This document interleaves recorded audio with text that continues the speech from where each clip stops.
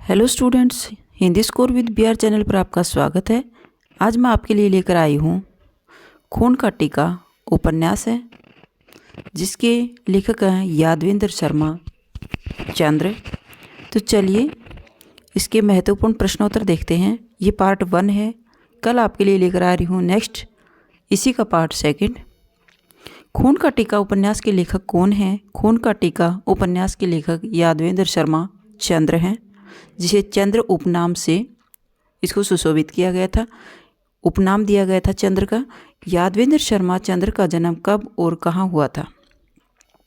यादवेंद्र शर्मा चंद्र का जन्म सन 1932 में बीकानेर राजस्थान में हुआ था। नेक्स्ट क्वेश्चन है, इनकी मृत्यु कब और कहाँ हुई थी? इनकी मृत्यु 3 मार्च सन 2009 में जयपुर में हुई थी। यादवेंद्र शर्मा ने कौन कौन से क्षेत्रों में कार्य किया है? तो यादवेंद्र शर्मा ने उपन्यासकार थे, नाटककार थे और कहानीकार थे। उन्होंने उपन्यास, नाटक और कहानी क्षेत्र में काव्य रचनाएं रची हैं। नेक्स्ट है, इनकी प्रमुख रचनाएं कौन कौन सी हैं?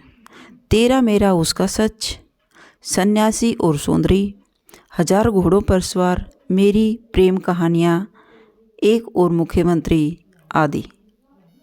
इसके अलावा और भी रचनाएं की इन्होंने। ये प्रमुख रचनाएं हैं। इनकी रचनाओं की भाषा कैसी थी या कौन सी है? इनकी भाषा है हिंदी और राजस्थानी। इनको कौन सा पुरस्कार मिला था? इन्हें साहित्य अकादमी पुरस्कार दिया गया था। Next and most important question है, लाज राखो रानी सती नामक पहली राजस्थानी फिल्म किसका परिणाम थे? यह यादवेंद्र शर्मा के लेखन का परिणाम है।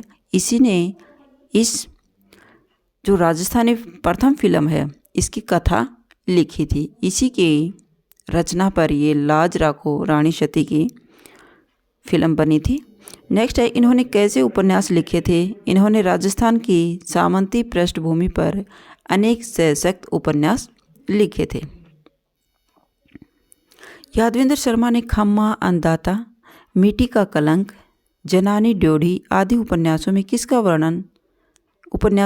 वर्णन देखने को मिलता है?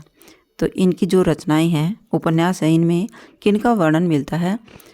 यादवेंद्र शर्मा ने इन उपन्यासों में सामंती प्रथा के राजाओं व जागीरदारों के अंतरंग के खोखलेपन, षड्यंत्र और कुंठाओं पर जमकर प्रहार किया है। नेक्स्ट है, ताश का घर नाटक किसका है? ताश का घर नाटक यादवेंद्र शर्मा चंद्र का है। मोस्ट इम्पोर्टेंट है। इसका कौन सा उपन्यास टीवी धारावाहिक बना था?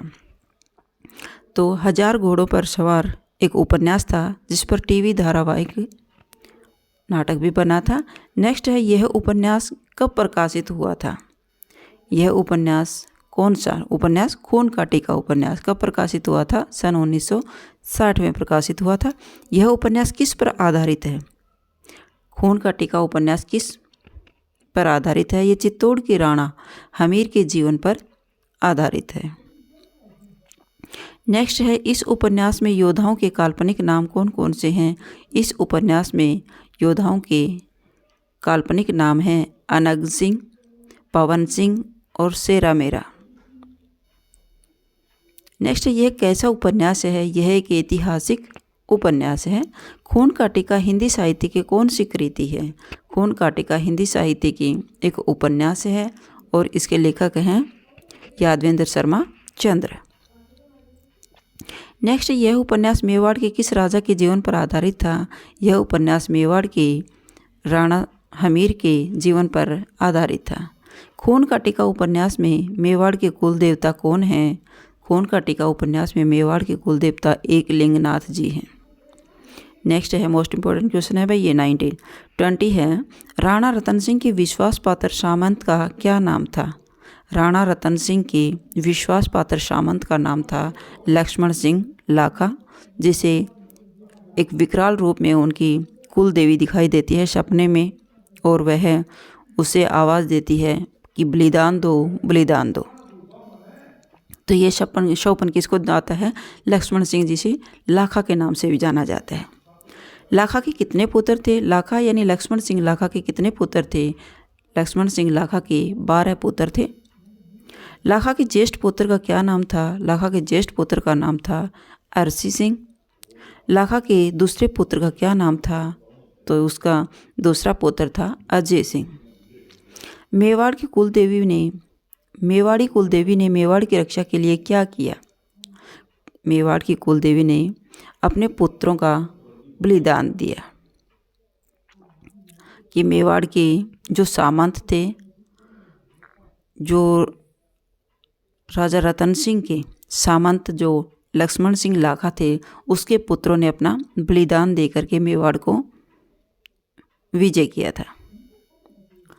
विजय भी नहीं किया था इसने, अलाउद्दीन खिलजी ने उसे जीत लिया था, क्योंकि वो राजा रतन सिंह की पत्नी महारानी पद्मावती से विवाह करना चाहते थे, उसे उठा करके ले जाना चाहते थे, क्योंकि वो अत्यंत सुंदरी थी, जिसके कारण वो मेवाड़ पर आक्रमण करते हैं और उसे फिर वो जो रतन सेन की रानी थी वो भी प्राप्त नहीं होती और वह सती हो जाती है और अपना जौहर कर लेती है। राणा लाखा की सबसे पहले बात किसने मानी थी? जब राणा लाखा ने तब ये बताया कि मुझे कुल देवी विकराल रूप में दिखाई देती है और वह बलिदान मांग रही है, मुकुट के रूप में राजाओं का बलिदान मांग रही है, पुत्रों का बलिदान मांग रही है, तो ये सबसे पहले ये बात किसने सही मानी थी कि लाखा के पुत्र, बड़े पुत्र जो अरसी थे, उन्होंने उस बात को स्वीकार कर लिया था कि पिताजी कुल देवी के सच्चे भगत हैं और उन्हें जब भी कोई कष्ट दिखाई देता है, कोई कष्ट मेवाड़ पर आता है तो कुल देवी दिखाई देती है। अरसी को राजा बनने की बाद क्या नाम दिया गया था? और उसके बाद अपना बलिदान देने के लिए अरसी मेवाड़ के राजा बनते हैं और वो अलाउद्दीन खिलजी से युद्ध करते हैं। अरी सिंह, महाराजा अरी सिंह का नाम उसे दिया जाता है। युद्ध का मूल कारण मनुष्य की अविकार लिप्सा है, यह कथन किसका था? युद्ध का मूल कारण जब वो राजा बनते हैं अरी सिंह, तब वो सोचते हैं कि युद्ध का मूल कारण क्या है? मनुष्य की अविकार लिप्सा, अत्यधिक लिप्सा, विश्व सुंदरी को प्राप्त, जो सुंदर रानी होती थी उनको प्राप्त करना था और राज्य अधिकार को अधिक से अधिक बढ़ाना था। यही एक युद्ध का कारण होता था राजाओं का। तो युद्ध का मूल कारण मनुष्य की अविकार लिप्सा है, यह कथन किसका था? ये अरी सिंह सोचते हैं। वो कह रहे हैं कि ये सब युद्ध का कारण है। सबसे पहले मुकुट मैं धारण करूंगा, यह उद्घोष किसने किया था? यह अरी सिंह ने उद्घोष किया था कि मैं मुकुट धारण करूंगा और फिर मैं युद्ध के लिए तैयार हूँ, युद्ध लड़ूंगा। अपने प्राणों का बलिदान मैं अपने मेवाड़ के लिए दे दूंगा, अपनी मातृभूमि के लिए अपने प्राणों का बलिदान देने के लिए मैं तैयार हूँ। ओ अश्वरोही ठहर, खेत को मत उजाड़, यह बात किसने कही थी? यह ग्रामीण ने अरसी को कहा था। नेक्स्ट है अरसी सिंह की घोड़े की टांग में चोट कैसे लगी? ग्राम युवती के गोपन के कंकर से अरसी के घोड़े में चोट लगी थी, जो बाद में इसी देवी से अरसी की शादी होती है और उनका हमीर नामक एक पुत्र पैदा होता है। वीरों ने केसरिया करने के लिए क्या किया था? वीरों ने केसरिया करने के लिए दुर्ग का सिंह द्वार खोल दिया गया था, क्योंकि मेवाड़ पर अलाउद्दीन खिलजी ने अधिकार कर लेता है और तब वहाँ की रानी है वो अपना जौहर कर लेती हैं। अरी सिंह के पुत्र का क्या नाम था? अरी सिंह के पुत्र का नाम था हमीर सिंह। दुर्ग पर आक्रमण किसने किया था? मेवाड़ के दुर्ग पर आक्रमण किसने किया था? अलाउद्दीन खिलजी ने। ये अलाउद्दीन खिलजी कहाँ के शासक थे? दिल्ली के थे। यवन के नाम से भी जाना जाता है।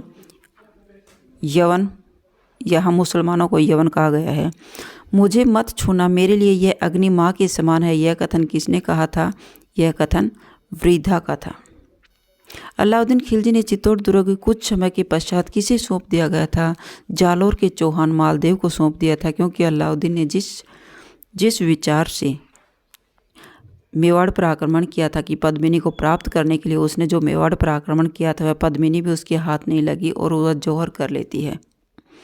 तब उसको राजपाट तो करना ही नहीं था, तो वह मेवाड़ का दुर्ग किसी जालोर के चौहान मालदेव को सौंप करके वहाँ से चला जाता है। अलाउद्दीन खिलजी ने मेवाड़ पर आक्रमण क्यों किया था? राजा रतन सिंह की पत्नी पद्मावती को प्राप्त करने के लिए किया था। किस रानी ने जौहर कर लिया था? मेवाड़ की रानी पद्मावती ने जौहर कर लिया था। अजय सिंह ने किसको बुलाया था? अजय सिंह कौन है? लक्ष्मण सिंह लाखा का द्वितीय पुत्र था, दूसरा पुत्र था। हमीर को बुलाया था। हमीर कौन था? इनके बड़े भाई का बेटा था, यानी इनका भतीजा था। मेवाड़ का डाकू कौन था जो अजय सिंह को परेशान करता था? मुंजा वालेचा मेवाड़ का डाकू था जो अजय सिंह को बार बार परेशान कर रहा था और हमीर इसको बाद में मारने में कामयाब हो जाता है। सैन्य संचालन का भार किसको सौंपा गया था? सैन्य संचालन का भार पवन सिंह को सौंपा गया था। नेक्स्ट है, कलवाड़ा कहाँ स्थित है? कलवाड़ा मेवाड़ की पश्चिमी दिशा में अरावली पर्वतमाला की तल छठी में सेरोमल नामक नगर की चोटी पर स्थित है केलवाड़ा। मुंजा वालेचा कहाँ गया हुआ था? जब वो आक्रमण के लिए अजय सिंह और उनके भतीजे हमीर सिंह जाते हैं तो तब मुंजा वालेचा कहाँ गया हुआ था? सामेटी गांव के झलसे में गया हुआ था और वहीं पर वो आक्रमण कर देते हैं। मुंजा वालेचा डाकू को किसने मारा था? हमीर सिंह ने मारा था। अजय सिंह के कितने पुत्र थे? अजय सिंह के भी 2 पुत्र थे, अजीत सिंह और सुजान सिंह। नए महाराजा का अभिषेक होने पर चित्तौड़ में कौन सी प्रथा का प्रचलन था? नए महाराजा का अभिषेक होने पर चित्तौड़ में टीका दौड़ की प्रथा का प्रचलन था।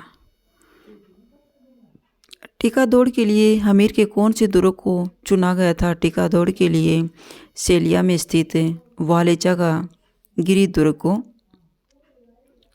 चुना गया था। हमीर ने टीका दौड़ में कौन से दुर्ग को जीत लिया था? हमीर ने टीका दौड़ में सेलिया दुर्ग को जीत लिया था। टीका दौड़ प्रथा क्या थी?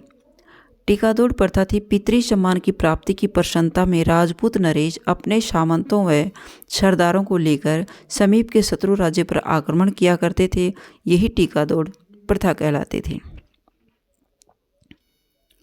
सेलिया दुर्ग टीका दौड़ प्रथा में कौन कौन मारे गए थे? इसमें सेरा व खेतसी मारे गए थे। नेक्स्ट है, राणा हमीर की घोषणा के बाद मेवाड़ी वीर भील मीणा और प्रजागण कहाँ आ गए थे? पर्वतीय क्षेत्र केलवाड़ा में आ गए थे। तो ये आपके 50 क्वेश्चन यही कंप्लीट होते हैं। अगर आपको मेरी वीडियो अच्छी लगी हो तो प्लीज़ लाइक कीजिए, शेयर कीजिए और सब्सक्राइब करना न भूलें। फिर मिलते हैं नेक्स्ट वीडियो में। खून का टीका का सेकंड पार्ट कल है, क्योंकि यह उपन्यास बहुत बड़ा है तो इसके 3-4 वीडियो बनेंगे। तो कल फिर मिलते हैं। Bye bye.